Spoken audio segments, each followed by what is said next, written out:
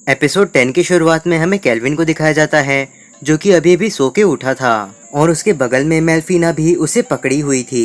Kelvin कहता है कि क्या गॉड्स भी लोगों को पकड़ के सोते हैं। देन उसके बाद केल्विन खिड़की के पास जाता है और वहाँ पे खड़ा हो जाता है और बाहर देखते हुए सोचने लगता है कि आज का दिन भी काफी बिजी होने वाला है। देन उसके बाद हमें दिखाया जाता है केल्विन और बाकी सभी आए हुए थे एक फॉरेस्ट में। वहाँ पे लूका और एली भी आए हुए थे जबकि वहाँ पे मॉन्स्टर्स थे।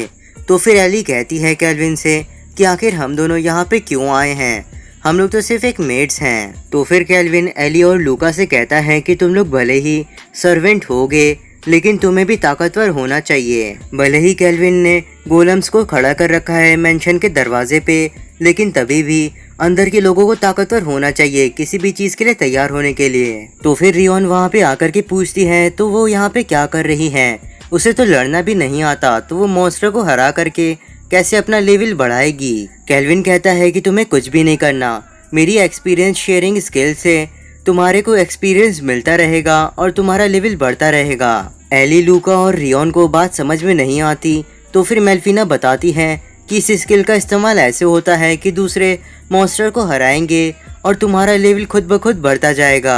फिर हमें दिखाया जाता है जेरार्ड मार रहा था मॉन्स्टर को और यहाँ दूसरी तरफ रियोन का लेवल बढ़ गया था और साथ ही में एली और लूका का भी। तो फिर वो लोग अपने स्टैट्स को देखने लगते हैं और सच में उन लोगों का लेवल बढ़ा था। रियोन का लेवल 10 हो गया था, एली का लेवल 14 और साथ ही में लूका का लेवल 10 हो चुका था। तभी वहाँ पे थोड़े समय बाद एक शैडो वुल्फ आ जाता है जो कि थोड़ा ताकतवर था। केल्विन तभी उस शैडो वुल्फ के ऊपर अपना एक मैजिक करता है और ग्रेविटी बाइंड से उसे जमीन पे पटक देता है जिसकी वजह से उसकी एचपी थोड़ी सी कम हो जाती है। तो फिर केल्विन उसे अपनी पार्टी में ऐड कर लेता है। देन उसके बाद केल्विन वापस से उसे समन करता है। ऐसा केल्विन ने इसलिए किया था क्योंकि रियोन ने कहा था कि उसे एक डॉग चाहिए। रियोन और लूका काफी खुश लग रहे थे उस शैडो वुल्फ को अपना पेट बना करके। ईफिल तभी केल्विन को बताती है कि यहाँ फॉरेस्ट में कुछ अजीब है क्योंकि यहाँ पे अब मॉन्स्टर ज्यादा दिख नहीं रहे हैं। तो फिर जेरार्ड, क्लोथो और सेरा माफी मांगने लगते हैं और कहते हैं कि शायद हम लोगों ने ज्यादा ही मॉन्स्टर को इस फॉरेस्ट के अंदर मार दिया है, इसलिए माफ कर दो। केल्विन कहता है अगर ऐसी बात है तो हमें यहाँ से जल्दी से वापस चलना चाहिए। केल्विन और बाकी सभी जब वापस जा रहे थे तब उन्हें रास्ते में अर्ड मिलता है और कहता है कि तुम्हें अपना एस रैंक प्रमोशन एग्जाम ले लेना चाहिए क्योंकि केल्विन तुम तो काफी ज्यादा ताकतवर हो ही चुके हो लेकिन तुम्हारी पार्टी भी काफी ज्यादा ताकतवर हो चुकी है। अर्ड की बात सुन करके केल्विन सोचने लगता है रैंक एस प्रमोशन एग्जाम के बारे में। घर पहुंचने के बाद केल्विन शैडो वुल्फ को साफ कर देता है और उसके बाद रियोन उसे नाम देती है एलेक्स। केल्विन रियोन से कहता है कि आज से तुम और एलेक्स दोनों एक ही टीम में हो, इसीलिए एक दूसरे का साथ देना। रियोन केल्विन से कहती है ये तो बहुत ही अच्छा रहेगा क्योंकि मैं एलेक्स की बातें सुन पाती हूँ अपनी स्किल की मदद से। और इसी के साथ वो दोनों अपनी एक टीम बना लेते हैं। अगले सीन में हमें दिखाया जाता है रियोन ट्रेनिंग कर रही थी जेरार्ड के साथ। उसके बाद वो बाकियों के साथ भी समय बिताती हैं और उसे एलेक्स के साथ भी काफ़ी मज़ा आ रहा था और वो दोनों काफ़ी समय एक साथ बिताते हैं।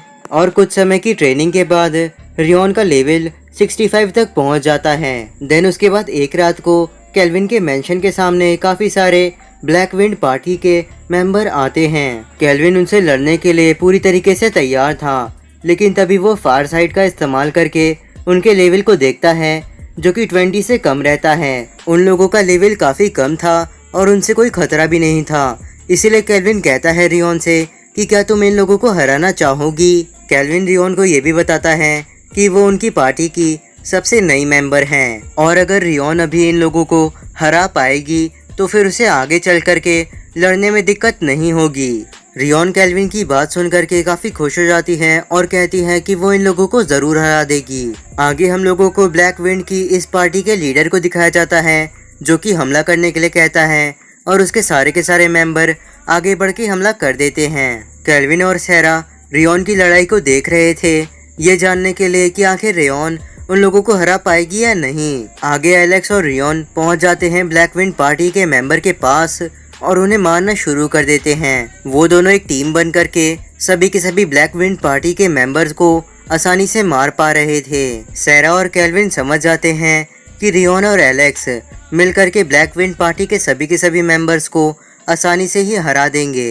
फिर थोड़ी देर तक लड़ने के बाद रियोन और एलेक्स मिलकर के सभी मेंबर्स को हरा देते हैं। उनका लीडर सभी के सभी मेंबर्स के वापस आने का वेट कर रहा था और काफी समय हो जाता है, लेकिन वहाँ पे उसके मेंबर्स की जगह केल्विन आता है और कहता है कि तुम्हारे मेंबर्स यहाँ पे नहीं आने वाले।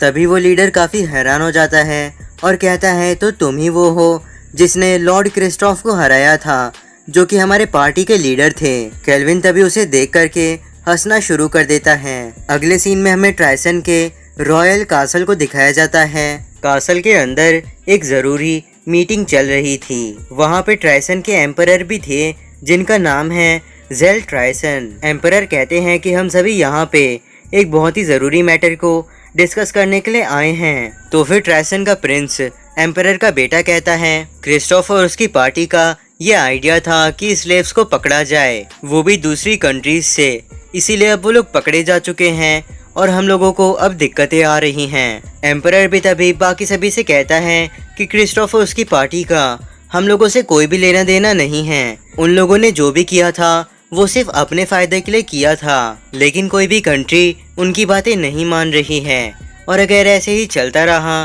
तो एक वॉर हो सकती है। तो फिर जनरल फेज कहता है कि अगर तीनों के तीनों नेशन हमारे खिलाफ हैं तो फिर क्यों ना एक वॉर हो ही जाए, क्योंकि फेज के हिसाब से जब ट्राइसन अपनी मिलिट्री पावर को बढ़ा रहा था तब बाकी तीनों नेशन आपस में मजे कर रहे थे और इसी वजह से अगर एक वॉर होती भी है तो फिर उनकी वीक आर्मी उन लोगों के सामने नहीं टिक पाएगी और इसी की वजह से ट्राइसन वॉर के बाद पूरे के पूरे कॉन्टिनेंट को अपने कब्जे में कर लेगा।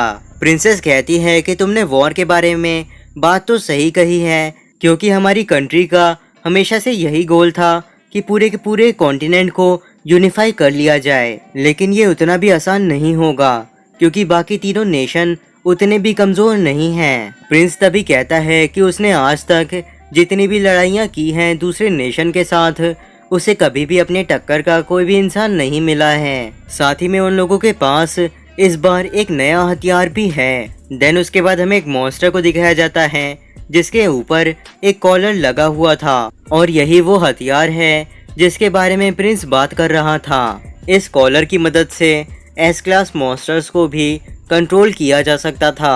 प्रिंसेस कहती है तो क्या तुम अपनी नई पावर का इस बार इस्तेमाल करने वाले हो, और प्रिंसेस यहाँ पे उसी कॉलर के बारे में बात कर रही थी। एम्परर कहता है कि दो लोग खिलाफ हैं वॉर को शुरू करने के लिए और दो लोग वॉर को स्टार्ट करने के लिए वोट कर चुके हैं। अभी यहाँ पे जनरल क्लाइव ने ही वोट नहीं किया है। उनके वोट के बाद हम लोग ये फैसला करेंगे कि वॉर होगी या नहीं। इसीलिए एम्परर कहता है हंसते हुए कि जल्दी से क्लाइव को यहाँ पे बुलाओ। फिर उसके बाद हमें दिखाया जाता है एक नाइट को जो कि जा रहा था जनरल क्लाइव को बुलाने के लिए, और फिर वो पहुँच जाता है और जनरल क्लाइव वहाँ पे लेटा हुआ था। तो फिर वो नाइट कहता है कि तुम्हें बुलाया जा रहा है मीटिंग के लिए राउंड टेबल पे। जनरल क्लाइव उठता है और कहता है वहाँ जाने से पहले तुम मुझे एक चीज़ बताओ कि मैं अच्छा दिखता हूँ या नहीं। एपिसोड यहीं पे ख़त्म होता है और चैनल को सब्सक्राइब करना मत भूलना।